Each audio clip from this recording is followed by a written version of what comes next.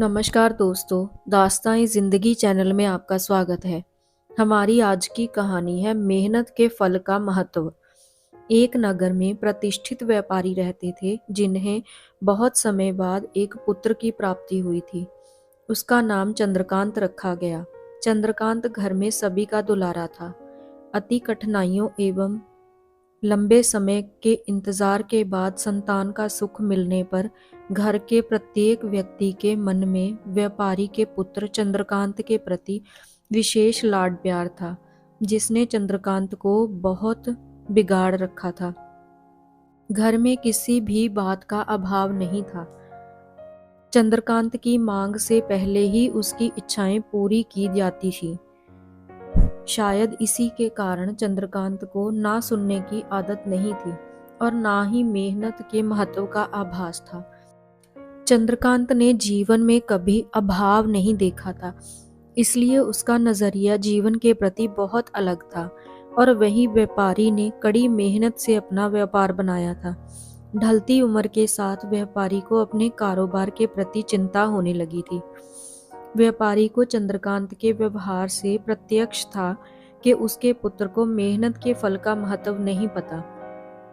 उसे आभास हो चुका था कि उसके लाड प्यार ने चंद्रकांत को जीवन की वास्तविकता और जीवन में मेहनत के महत्व से बहुत दूर कर दिया है। गहन चिंतन के बाद व्यापारी ने निश्चय किया कि वो चंद्रकांत को मेहनत के फल का महत्व स्वयं सिखाएगा, चाहे उसके लिए उसे कठोर ही क्यों ना बनना पड़े। व्यापारी ने चंद्रकांत को अपने पास बुलाया और बहुत ही तीखे स्वर में उससे बात की। उसने कहा कि तुम्हारा मेरे परिवार में कोई अस्तित्व नहीं है।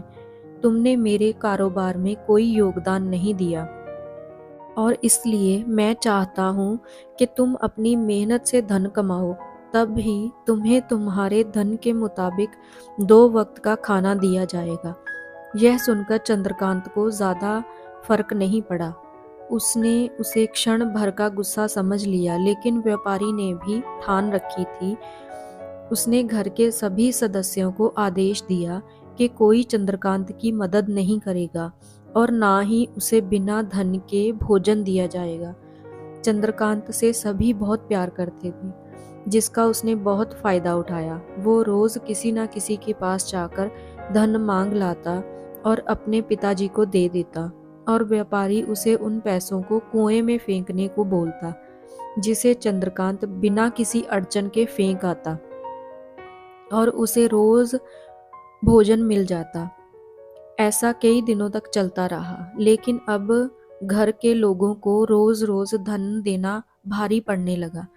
सभी उससे अपनी कन्नी काटने लगे, जिस कारण चंद्रकांत को मिलने वाला धन कम होने लगा और उस धन के हिसाब से उसका भोजन भी कम होने लगा। एक दिन चंद्रकांत को किसी ने धन नहीं दिया और उसे अपनी भूख को शांत करने के लिए गांव में जाकर कार्य करना पड़ा। उस दिन वो बहुत देर से थका हारा व्यापारी के पास पहुंचा और धन देकर भोजन मांगा।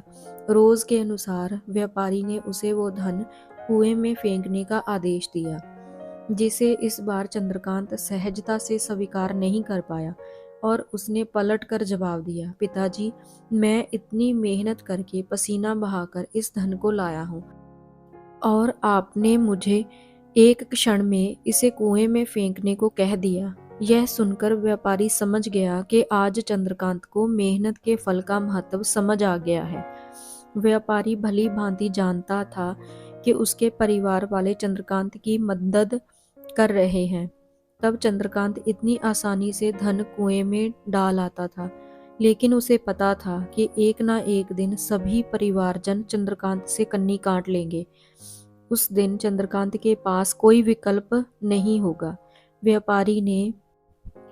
व्यापारी ने चंद्रकांत को गले लगाया और उसे अपना सारा कारोबार सौंप दिया। मॉरल ऑफ द स्टोरी: आज के समय में उच्च वर्ग के परिवारों की संतानों को मेहनत के फल का महत्व नहीं पता होता और ऐसे ही यह दायित्व उनके माता पिता का होता है कि वो अपने बच्चों को जीवन की वास्तविकता से अवगत करवाएं। लक्ष्मी उसी घर आती है जहां उसका सम्मान होता है। मेहनत ही एक ऐसा हथियार है जो मनुष्य को किसी भी परिस्थिति से बाहर ला सकता है। व्यापारी के पास इतना धन तो था कि चंद्रकांत और उसकी आने वाली पीढ़ी बिना किसी मेहनत के जीवन आसानी से निकाल लेते। लेकिन अगर आज व्यापारी अपने पुत्र को मेहनत का महत्व नहीं बताता, तो एक ना एक दिन व्यापारी की अगली आने वाली पीढ़ी व्यापारी को कोसती। तो दोस्तों, आज की कहानी आपको कैसी लगी? ऐसी और कहानियाँ देखने के लिए चैनल को लाइक, सब्सक्राइब और शेयर करना ना भूलें। Thanks for watching.